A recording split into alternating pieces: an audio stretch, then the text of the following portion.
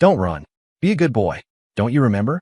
You're the one who promised to marry me when we were kids.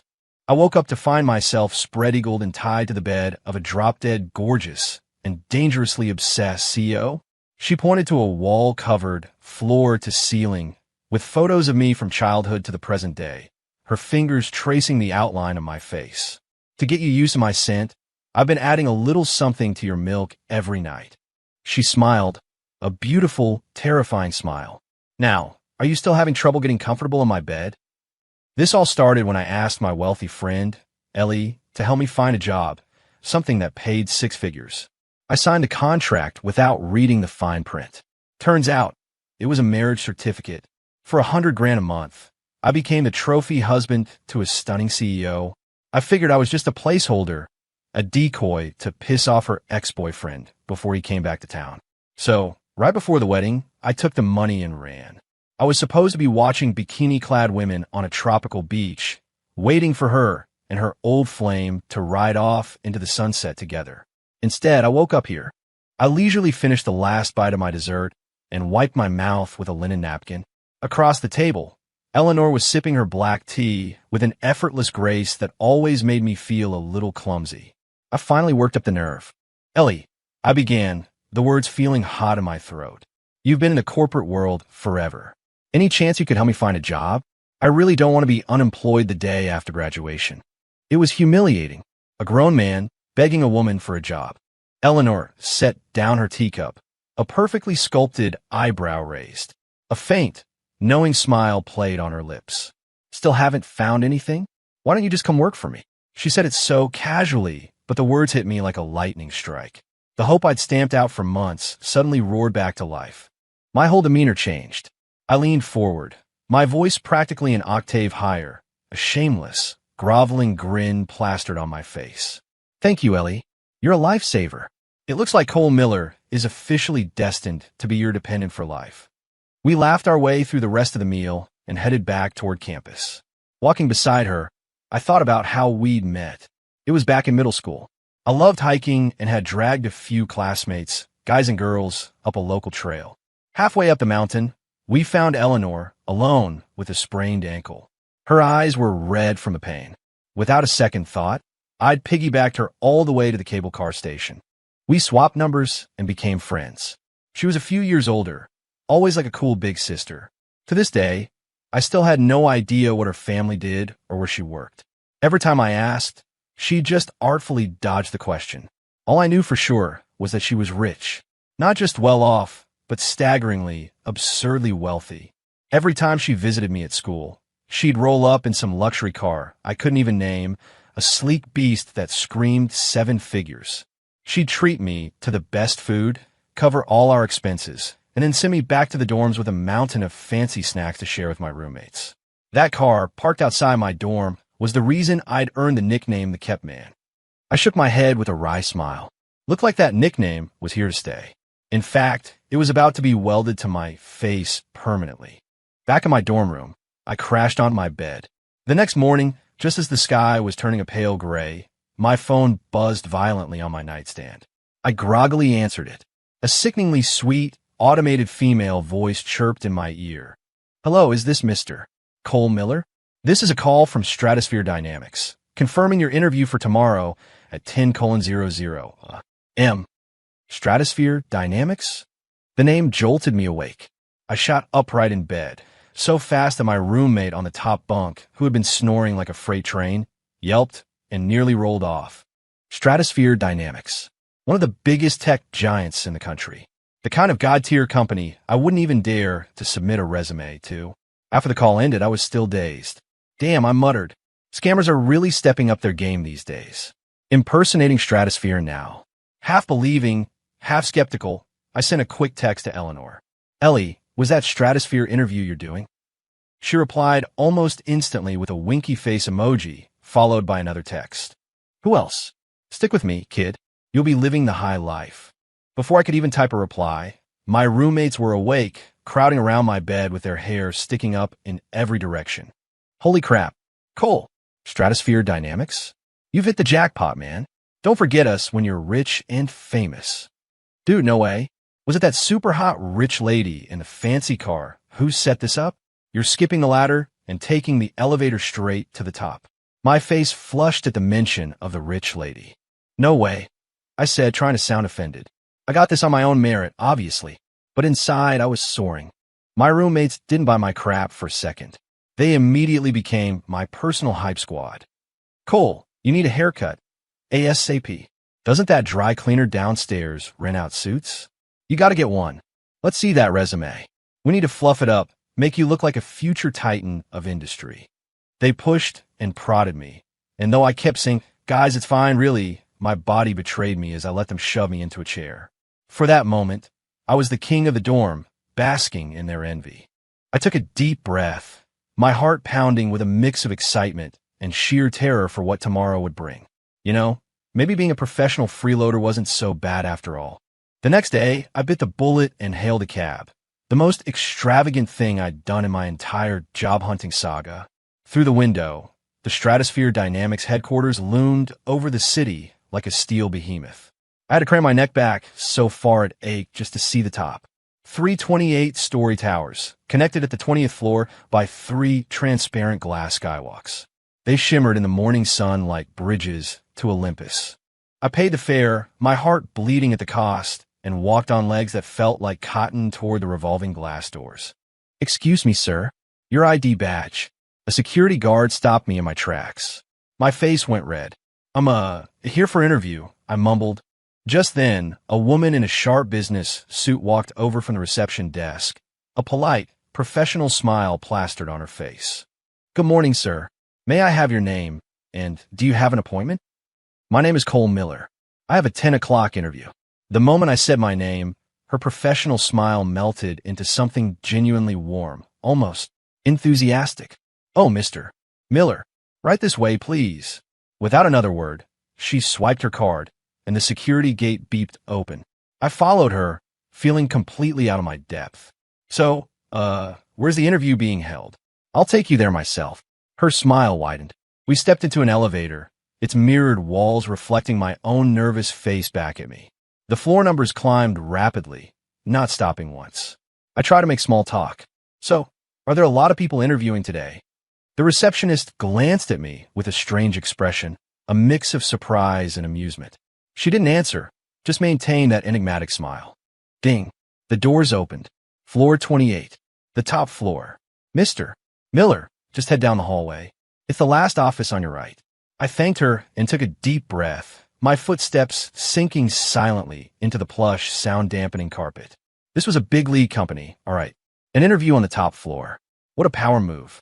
I psyched myself up as I walked to the end of the hall. Then I froze. The plaque on the door was polished brass, the engraving clear and terrifying.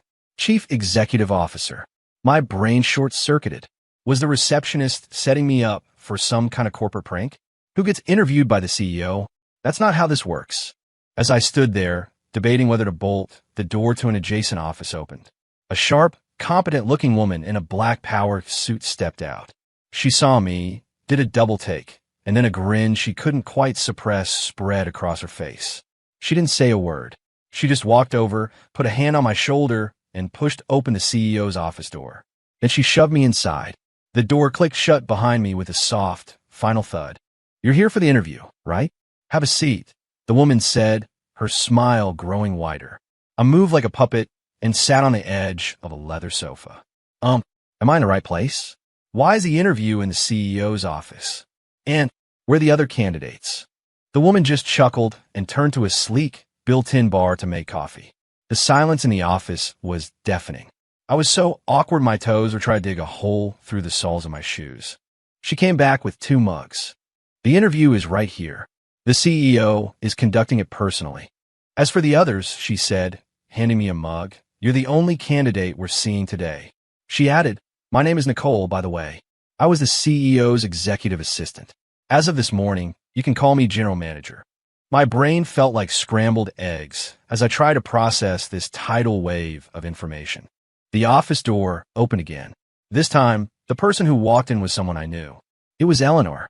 She was holding 2 cups of bubble tea from Sweetopia. She glanced at the coffee mug in my hand, then looked at Nicole and said, He doesn't drink coffee. He can't handle anything bitter. With that, she pushed a cup of milk tea into my hand. I took it automatically, the cold plastic cup a grounding shock. I stared at Eleanor. She was wearing a tailored pantsuit that made her look like a completely different person from the casually dressed woman I knew. She walked straight to the enormous mahogany desk, sank into the high-backed leather throne that was clearly the seat of power, crossed her legs, and steepled her fingers. She looked at me, a playful, triumphant smile on her face. Right in front of you. I've been vetting you for years. No interview necessary. You're hired. The bubble tea nearly slipped from my grasp. Ellie was the CEO. I was completely and utterly screwed. I took a desperate gulp of my bubble tea, the sugary sweetness a feeble attempt to calm the hurricane raging in my chest. I licked my lips and forced a smile that felt more like a grimace. Ellie, you really had me going there. I guess I really can't handle the bitter stuff. Only the sweet life of living on your dime will do, huh? My shamelessness made her laugh, a genuine, throaty laugh that sent a shiver down my spine. Her eyes sparkled with a dangerous light. She reached into a drawer of that colossal desk and pulled out a stack of papers. She tossed it onto the coffee table in front of me with sharp thwack. The job description is very simple. She leaned back in her chair, a picture of lazy, predatory confidence. $100,000 a month after taxes. Full benefits, weekends off, 9 to 5. No overtime, ever. My brain flatlined. I didn't hear another word she said. $100,000 a month? After taxes? I practically launched myself off the sofa. I'll sign it. I trust you completely, Ellie. I snatched the pen from the table and, without a single glance at the document, scrawled my name, Cole Miller, in messy, excited letters. I was terrified she'd change her mind. Only after signing did I remember the proper procedure. So, Ms. CEO, are you sure you don't want to interview me? I mean, I've already signed. Eleanor looked at me, that sly cat that got the canary smile back on her face. I suggest you take a look at what, exactly, you just signed. My stomach dropped. I had a very, very bad feeling about this. I looked down at the contract. On the cover, in big, bold letters, were 4 words that hit me like a sledgehammer. Marriage and employment agreement. I went numb. I rubbed my eyes, convinced I was hallucinating. Nope. Still there. Marriage and employment agreement. My hands trembled as I flipped it open. It was all there in black and white. Party A, Eleanor Vance. Party B, Cole Miller. Party B, Cole Miller, would receive a monthly salary of $100,000. In return, he was required to cooperate with Party A, Eleanor Vance, in all matters pertaining to deceiving her family, playing the part of a loving and devoted husband. The more convincing, the better.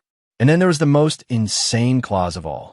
If Party A, Eleanor Vance, were to develop genuine feelings for and engage in a physical relationship with Party B, Cole Miller, Party B would be held entirely without fault. On the contrary, Party A would be required to pay Party B a one-time compensation of $3 million. My mind was a blank slate. Was this some kind of corporate paradise? Or a trapdoor to hell? My last remaining survival instinct kicked in, and I found what I thought was a loophole. I only signed it. I didn't put my thumbprint on it. So it's not legally binding, right? I still had a chance. Eleanor stood up and walked toward me, her heels clicking on the polished floor, each step a hammer blow on my heart. Let me see. She leaned over me, and a wave of her intoxicating perfume washed over me. In a flash, her hand shot out and grabbed my right thumb. Before I could react, she pressed it firmly onto a red ink pad sitting on the table. Cool. Red. Thump. A perfect crimson thumbprint landed right on top of my sloppy signature. There. Now it's binding. She straightened up, a triumphant smirk on her face. I stared, dumbfounded, at the red mark on the contract that sealed my fate. I've been played. From the job offer to the interview, from the signing to the thumbprint, I was a puppet, and she had been pulling the strings all along. Humiliation, powerlessness, and a tiny, sick thrill I couldn't explain. Eleanor collected the contract, placing it carefully in a folder. Then she pulled a set of car keys from her purse and tossed them to me. They spun through the air in a perfect arc, landing cold and heavy in my hand. Can you drive? I nodded numbly. Yes. I sat stiffly in the driver's seat, my palms slick with sweat. The keys to this car, I couldn't even identify, felt like they weighed 1,000 pounds. The interior smelled of expensive leather, making me breathe shallowly. I started the car with a tremor, the engine purring to life with a soft vibration that echoed in my chest. I drove slowly, painfully slowly.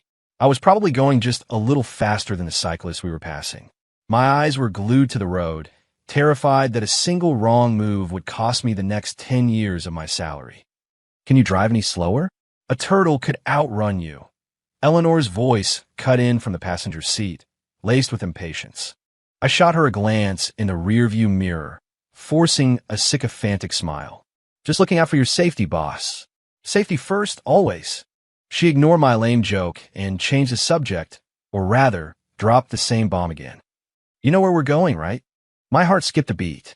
To the office? I asked, my voice barely a whisper. City Hall. She said the two words so calmly, but they felt like daggers. My hand jerked on the wheel, and the car swerved. I slammed on the brakes. Wait, Ellie. Boss.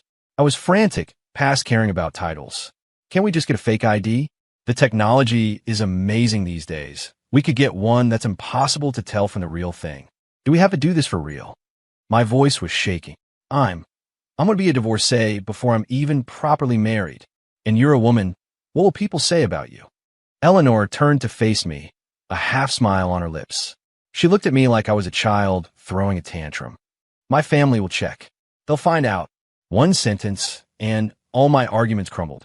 Then, she added lightly, a sly look in her eye. What are you so afraid of? We can always get divorced later. Then we can both go our separate ways. Go our separate ways. The phrase sent a chill down my spine. This was insane. I was still muttering to myself, a last-ditch effort. But this is too fast. We just signed a contract, now we're getting a license, and we're already talking about divorce. Divorce. That's all you can talk about. Eleanor's voice turned cold. We don't even have the certificate yet, and you're already planning the exit? Let me tell you something, Cole. You get that divorce, and this cushy little job of yours disappears with it. A naked threat. I shut my mouth. Right? A 6-figure salary. Where else was I going to find that? I resigned myself to my fate and pressed the accelerator. The car finally picked up speed, heading toward a destination I'd never imagined I'd see.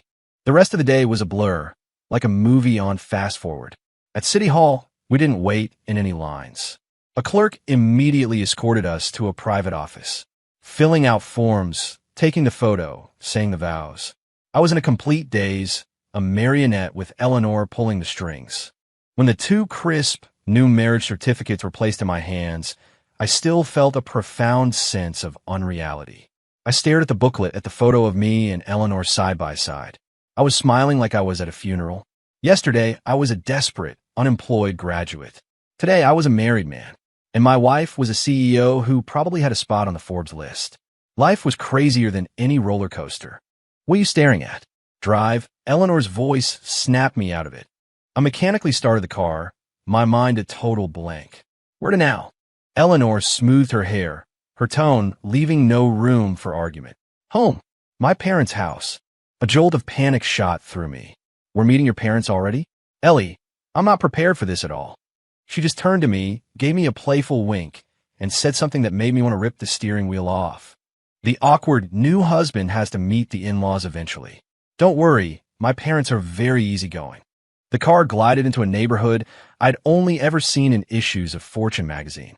Each mansion was a fortress of wealth, set back on manicured lawns behind imposing gates. My palms left a damp residue on the steering wheel. The awkward new husband has to meet the in-laws eventually. The phrase was on a loop in my head. We pulled up to a sprawling, modern white villa. Before I could even take a deep breath, Eleanor issued a command from the passenger seat, her voice quiet but firm. Take the gifts from the back seat and hold them in your left arm. Keep your right hand free. I blinked, turning to her. Is that really necessary?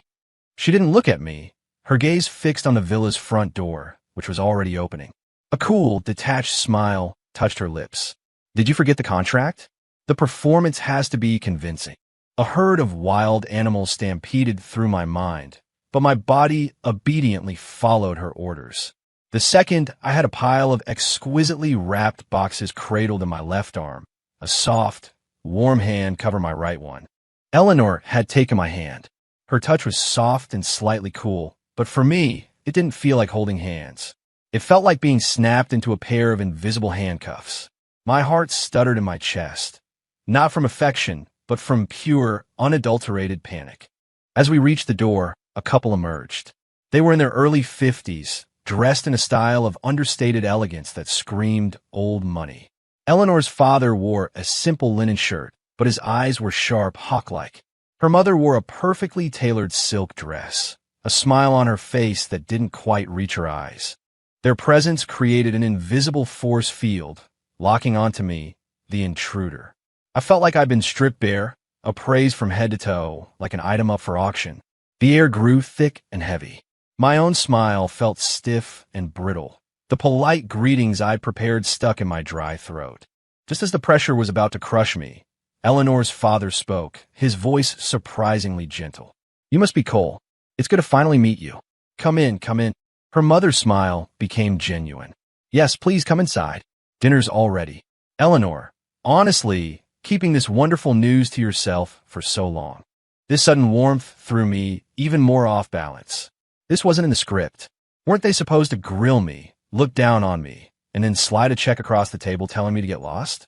Dinner was bizarrely pleasant. The long mahogany table was laden with gourmet dishes, but everything tasted like cardboard. I kept my head down, focusing on my plate. Suddenly, Eleanor's mother put down her chopsticks and looked at me. "You know, I much prefer Cole," she said, shooting a pointed look at Eleanor. "That Leo fellow you were seeing before. He just didn't have any backbone. Not a real man's man at all." Cough, cough. I choked on a mouthful of rice, my face turning crimson. Was I supposed to be hearing this?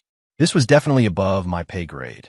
I ducked my head, pretending to recover from my coughing fit, but my ears were tuned in like satellite dishes. Leo. The name hit my brain like a bullet. It all clicked into place.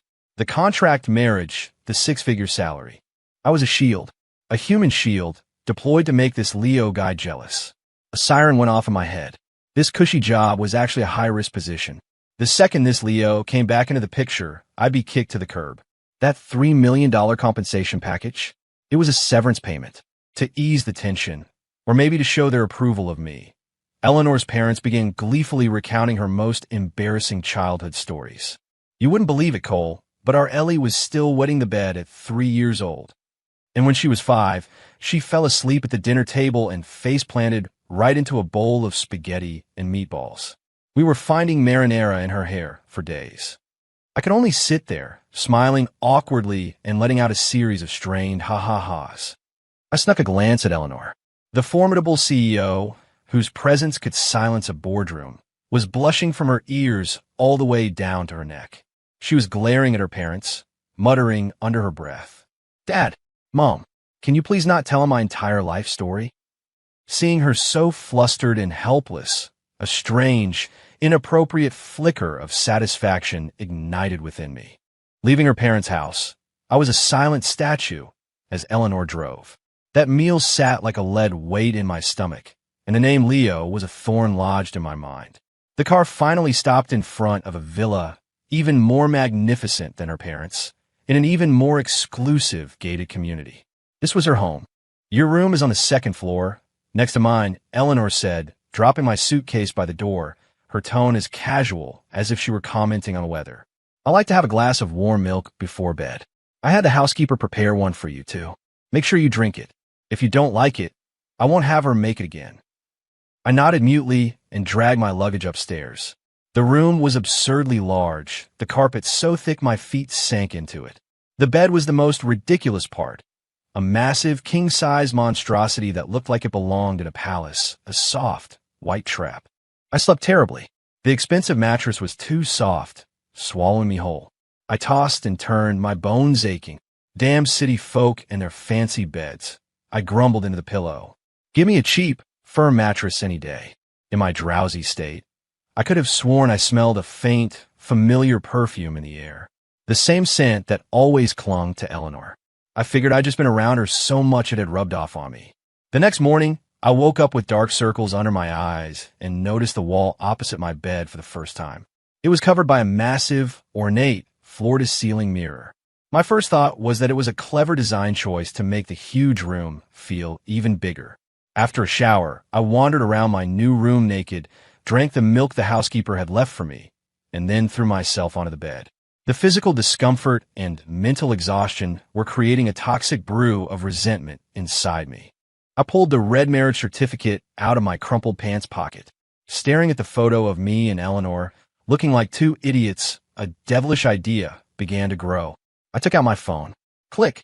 A perfect, clear photo of the certificate.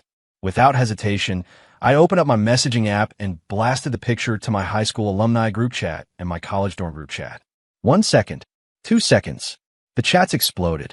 The high school group, a mix of guys and girls, instantly hit 99 plus notifications. WEF. Cole, you sly dog. You got married without telling anyone. Who's the bride? That was fast. First one in our class to get hitched. Legend. The college dorm chat, however, was on another level entirely. These guys knew I hadn't come back to the dorm last night. They knew I was with the super hot rich lady. Holy S asterisk asterisk T. Cole, you actually did it. You're a professional husband. An elopement. With a sugar mama. Bro, you've already won at life. So does this mean no more late night wings with us? Gotta go home and get bossed around by the missus. The messages were crude, direct, and dripping with envy. Reading them, the aches in my back and the unease in my soul evaporated. In their place was a wave of pure, unadulterated vanity. I felt like I was floating, standing on top of the world. Grinning like an idiot, I typed a message to my dorm mates. All right, settle down. Tonight, wings and cheap beer are on me. We're drinking until we can't stand. The sports bar was thick with the smell of buffalo sauce, stale beer, and deep-fried everything. The four of us from the dorm were crammed around a sticky table, a graveyard of beer bottles and chicken bones growing between us. To Cole, in his new life of marital bliss, my old roommate, Mark, raised his pint glass, his face flushed. To Cole, the glasses clinked. The cold beer slid down my throat, and I felt myself getting lighter, more expansive. The thrill of showing off was a more potent intoxicant than the alcohol. After a few rounds, the initial manic energy faded, and a more somber mood settled in. Kevin, who'd been quiet most of the night, let out a long sigh. I'm so jealous of you, man. You've got it all figured out right after graduation. The rest of us are still just adrift. I clapped him on the shoulder. What are you talking about? A guy with your smarts could land a great job anywhere. He just shook his head and took a long swig of beer. My parents want me to go home and get some stable government job. I don't want to, but they're getting older, you know? They just want me to be secure. He looked up, his eyes glassy. I hate the idea of a life where you can see the end from the beginning. But what choice do I have? Not like you, Cole. You're the real winner here. The other two guys nodded in agreement, their eyes full of admiration. He's right. Cole's living the dream. He skipped all the steps. We're out here fighting for jobs that barely pay the rent, and Cole's pulling in six figures with a hot CEO wife. Their words were like a drug, pumping up my ego until I felt invincible. The feeling of being looked up to, of being envied, was intoxicating. Come on, guys. We're all brothers here, I said, trying to sound humble, but inside, I was loving every second of it. After we'd paid the bill, we stumbled out onto the street, arms slung over each other's shoulders, shouting nonsense and singing off-key. Suddenly, a horn blared behind us. It wasn't a normal car horn. It was short, sharp, and imperious. We all turned. A black luxury sedan, silent as a panther, was idling at the curb. It was so sleek and polished it seemed to absorb the dim light from the street lamps. We all fell silent. The tinted window slid down, revealing a face of cool, stunning beauty. It was Eleanor. She wore light makeup, her expression unreadable. Her lips parted, and she uttered two words. Get in. In that moment, the world went quiet. My friend's jaws were on the floor, their eyes wide with a cocktail of shock, awe, and a healthy dose of sleazy speculation. I could feel the heat rising in my face. Under their gawking stares, I tried to play it cool. All right, guys, I got a jet. Catch you later. I pulled open the car door and slid inside. The door shut with a heavy, expensive thump, sealing me inside a world of quiet luxury and the faint, familiar scent of her perfume. Eleanor didn't look at me. She just stared straight ahead as the car pulled smoothly into traffic. The silence was so thick I could hear my own heart hammering against my ribs. "We can't have you wasting your days like this," she said finally, her voice cool and detached. "Starting tomorrow, you'll come to the office. You'll be my full-time executive assistant." My brain stalled. What? Executive assistant? I was a contract husband. My job was to do nothing. Why did I have to actually work? My dream of a life of leisure was crumbling. I opened my mouth to protest. But, boss, the contract didn't say anything about. Eleanor finally turned her head and looked at me. Just one look. It was cold, sharp, and utterly devoid of warmth. She didn't have to say a word. The rest of my sentence died in my throat. Her eyes said it all. "Do you have a problem with that?" I immediately deflated. The car sped through the night, the city lights blurring into streaks of color outside my window. I sank back into the plush leather seat, but I didn't feel relaxed at all. My life as a full-time assistant began. I thought it would just be fetching coffee and organizing files. I didn't realize it also included surprise inspections of my personal life. One afternoon, Eleanor looked up from a mountain of paperwork, her tone casual but absolute. "This weekend, we're going to see your parents." "What?" The coffee in my hand sloshed dangerously. "See my parents?" "Boss, are you kidding me? This is a contract marriage. We don't have to make it this real, do we?" She put down her pen, steepled her fingers, and stared at me coldly. "If you're going to put on a show, you do it properly. My parents need to see that we have a good relationship with your family. It's part of the agreement. Or did you forget?" I hadn't forgotten. I just hadn't expected the charade to extend to my own family. The car pulled up in front of the rundown apartment building where I grew up. Compared to her gated community of mansions, this place looked like a slum. I felt a hot flush of shame creep up my neck. Eleanor, however, seemed unfazed. She gracefully retrieved several large, beautifully wrapped bags from the trunk, gifts so luxurious they looked alien in this setting. At the entrance to the building, she suddenly stopped. Then she took my hand. My whole body went rigid, as if I'd been zapped by static electricity. Her hand was soft and cool. She turned her head, and a perfect, practiced smile bloomed on her face. "From now on, you call me Ellie." My parents were stunned speechless when they saw her. My mom, flustered, kept wiping her hands on her apron. But Eleanor walked in as if she owned the place, her smile as radiant as a movie star's. "Mom, Dad, I'm so happy to finally meet you." She delivered the mom and dad with a sweetness and sincerity that even I couldn't manage. My parents were conquered on the spot. The gifts she brought with a finishing blow. A high-end skincare set and a state-of-the-art massage chair for my mom. A rare, antique chess set and several cartons of premium cigarettes for my dad. Every single gift was perfectly chosen. After dinner, she played chess with my dad. His amateur skills were no match for her, but she masterfully played down to his level, making it a close game before accidentally making a blunder that allowed him to win. My dad was so delighted his mustache practically curled, crowing about how brilliant she was. My mom pulled me into the kitchen, her voice a low, serious whisper as she poked me in the chest. "What did you do to deserve a girl like this, Cole? I'm telling you, if you ever do anything to hurt her, I will personally break both your legs." I looked at my mother, now a fully converted double agent, and didn't know whether to laugh or cry. Who was hurting whom here? That weekend, a grand summit of the in-laws was held at Eleanor's villa. My parents were as nervous as if they were meeting the president. But Eleanor's parents were disarmingly friendly. Her father, the stoic titan of industry I'd seen on the news, actually invited my dad to his study for a game of chess. Her mother linked arms with my mom, and they chatted like long-lost sisters. The four of them ended up at a mahjong table, the house filling with the sounds of laughter and clacking tiles. I stood on the sidelines, watching this scene of domestic harmony, and felt a profound sense of the absurd. In the middle of all the chaos, I happened to look up and my eyes met Eleanor's. She was standing across the room, holding a glass of wine, watching me. Her face wore a polite, social smile, but her eyes were empty of it. They held a deep, unnerving calm. And beneath that calm was a tidal wave of possessive, predatory intent. A cold dread washed over me. After my parents were thoroughly charmed by Eleanor, life settled into a strange routine. I went to work with her every day, a real executive assistant, handling documents I sometimes understood and sometimes didn't.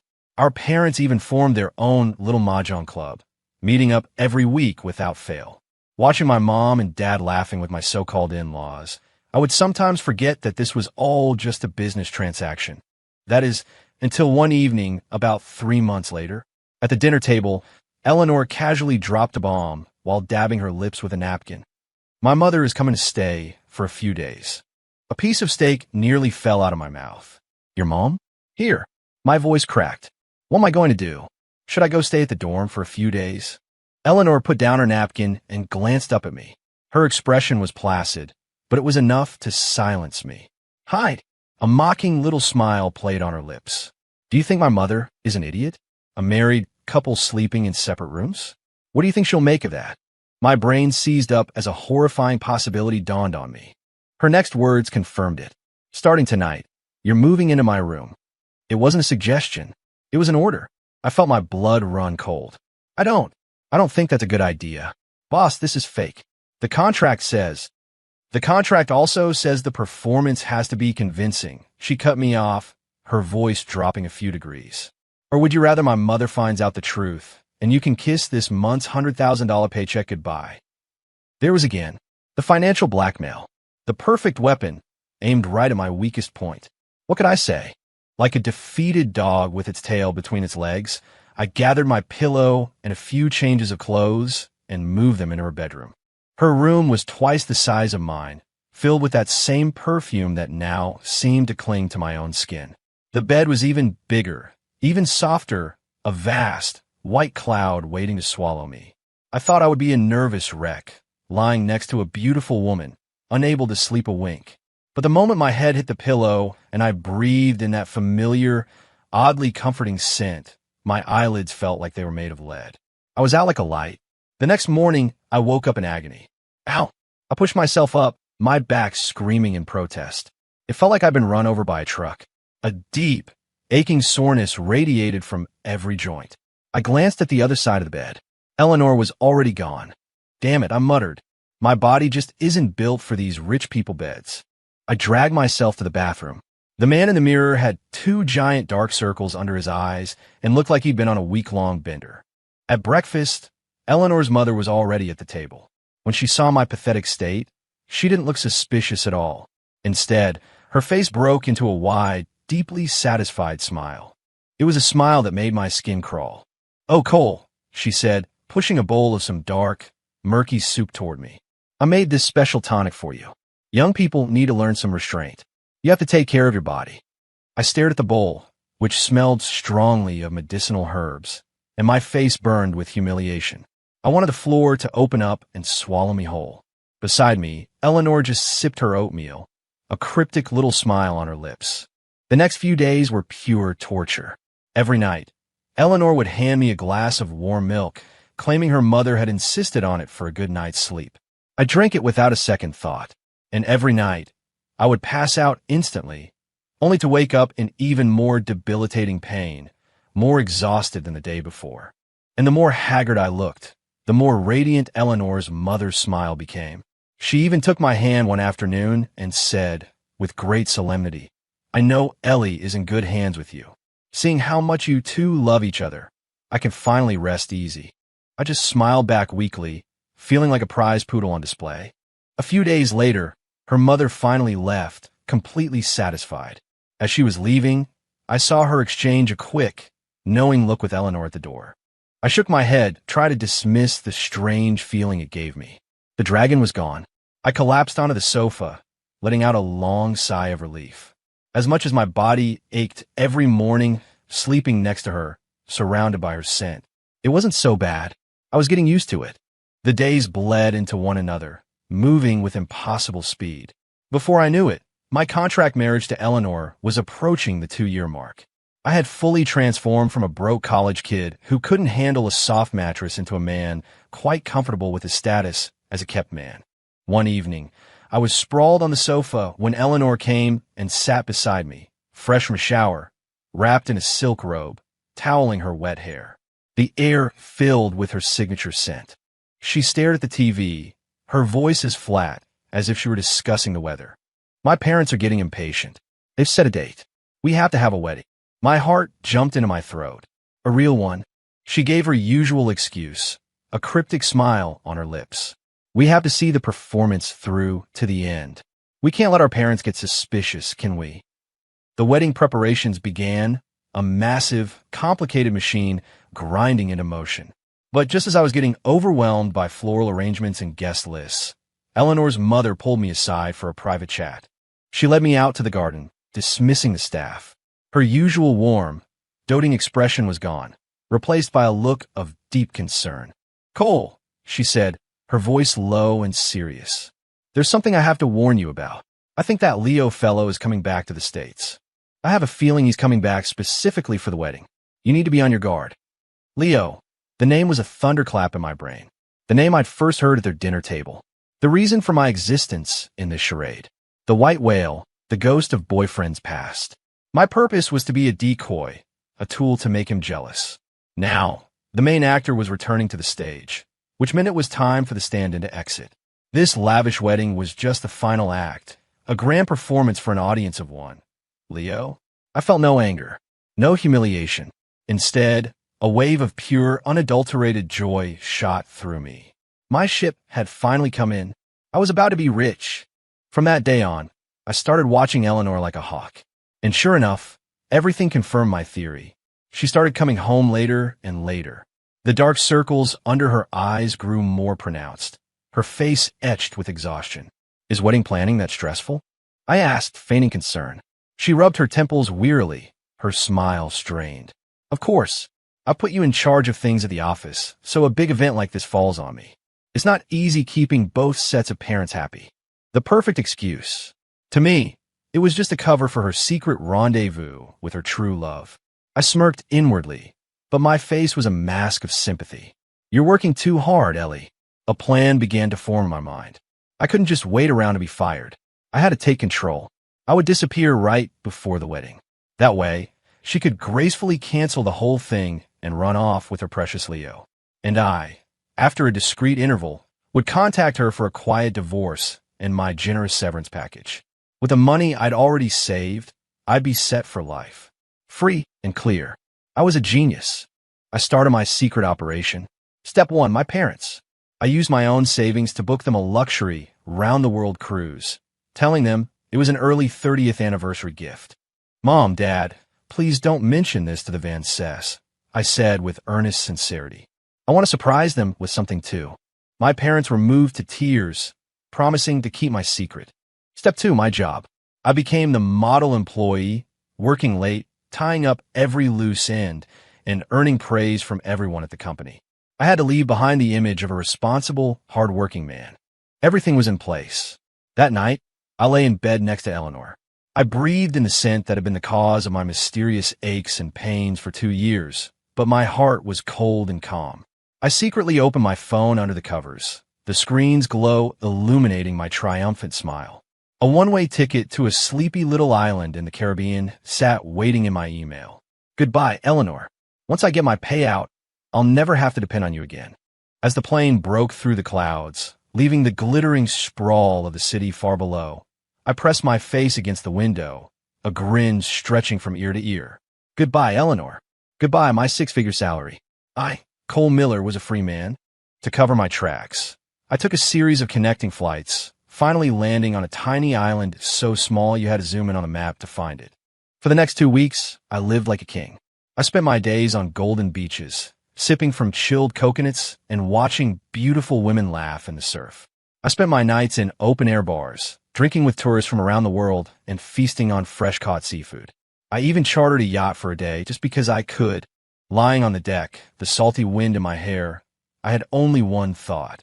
As soon as the wedding was officially called off, I'd go back, get my divorce, play the victim, and collect my millions. Even if that failed, the money I already had would last me a lifetime. I was brilliant. That night, I had one too many.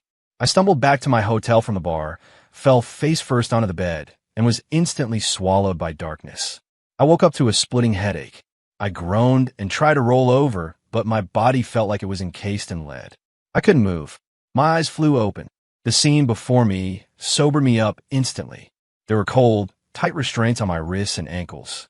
I was stretched out, tied securely to a ridiculously soft, enormous bed. This wasn't my hotel room. The air was thick with a familiar scent, the one that had haunted my sleep and my waking hours for 2 years. My eyes darted around the room in a panic. The opulent silk sheets, the gothic carved wood headboard, and when I saw the wall to my left, my blood ran cold. The entire wall was plastered, edge to edge, with photos of me. Me in 4th grade, in my dorky school uniform, playing in a sandbox. Me in middle school, sweaty and flushed, carrying a girl with a sprained ankle on my back. Me in college, caught mid-jump shot on the basketball court. Me at graduation, arm in arm with my idiot roommates, grinning foolishly. Every moment of my life. Eating, sleeping, playing, biking. Every private, mundane moment had been secretly documented. What the hell? Stalker. Psycho. The words exploded in my brain. Just as I was about to lose control of my bladder, the blankets next to me shifted. A head of dark, tousled hair slowly emerged. It was Eleanor. She was wearing a black silk nightgown, her hair spilling over her shoulders. Her beautiful face was flushed with a sick, ecstatic glow. She looked at me like a collector admiring a priceless artifact. She reached out a long, slender hand and gently, reverently, touched my face. Her fingers traced my jawline, my nose, my eyes. Her touch was cool, but it burned with a feverish obsession. I could feel her ragged breathing, her hot breath ghosting across my skin, my lips. My throat was sandpaper. I forced a pathetic, terrified smile. Ellie, what is this? She didn't answer. She just stared at me, her eyes wild and hazy, and whispered, her voice like a dream. I love you so much. Why did you run away? Did you really want to leave me that badly? Then, she picked up a remote from a nightstand and pointed it at the wall in my old room. The wall I had thought was a giant, stylish mirror. With a click, the mirror dissolved. It wasn't a mirror. It was a single-sided window. And behind it, a massive screen flickered to life. It was playing footage from the last 2 years. Me in my room. Me walking around naked after a shower. Me tossing and turning in bed, complaining about the mattress. Me squeezing a pimple in the mirror, talking to myself. Every private, embarrassing moment broadcast like a feature film. My public execution. I was speechless. She was completely insane. My dignity was shattered, ground into the dust, and then stomped on for good measure. My survival instinct let out one final, desperate cry. Boss, you got the wrong guy. I'm not Leo. I'm Cole. Hearing my words, Eleanor threw her head back and laughed, a high, unhinged sound. Her face was flushed, her eyes gleaming. I know exactly who you are, Cole. Then, all restraint gone, she lunged. Ignoring my struggles, her mouth crashed down on mine. A sharp, coppery taste of blood exploded in my mouth. This wasn't a kiss. It was an invasion, a claiming, a brutal, primitive act of ownership. A day later, my body felt like it had been dismantled and poorly reassembled. I didn't have the strength to lift a finger. Eleanor was curled up against my chest like a contented cat, tracing lazy circles on my skin. The familiar perfume in the air was so thick it was suffocating. Do you remember? She whispered, her voice soft and dreamy. The first time we met wasn't on that mountain when you were in middle school. My mind was a blank slate. I could only turn my head to look at her. It was in 3rd grade. I got lost and wandered into your neighborhood. Her eyes grew distant, lost in a memory. I was in 5th grade, older than you. I couldn't find my way home, and I was crying. The whole neighborhood was empty except for you. A silly little boy, playing all by himself in a sandbox. My heart seized. You saw me crying and you ran over to me. You said, "Don't cry, big sister. If you can't find your mommy, you should just wait here." And then you stayed with me all afternoon, building me sandcastles, trying to make me laugh. When the police finally found me and were driving me away, you ran after the car, shouting, "Sister, come back and play with me again." She looked up at me, her beautiful eyes blazing with a terrifying, fanatical light. You're the one who said it first, that you were going to marry me when you grew up. Right then, I made a promise to myself.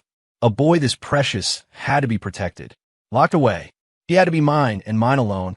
A chill crept up my spine and settled in my bones. So, the hiking trip. My voice was a dry rasp. I faked the sprained ankle, she said, her smile both innocent and cruel. I knew you were a good person. I knew you'd carry me. I hated all those other girls around you, chattering away. They were so loud.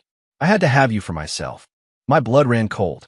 Every seemingly random, benevolent moment of my life had been a carefully laid trap. I made one last, desperate attempt to find solid ground. But what about Leo?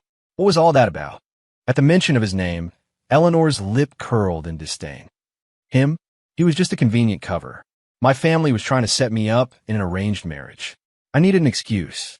Besides, he doesn't like women. He needed a cover, too. She leaned in close, her breath a hot, seductive whisper in my ear. Do you know where he went when he left the country? Thailand. He's had this surgery. He's a woman now. He came back to introduce his new boyfriend to his family. In that instant, my entire world shattered into dust.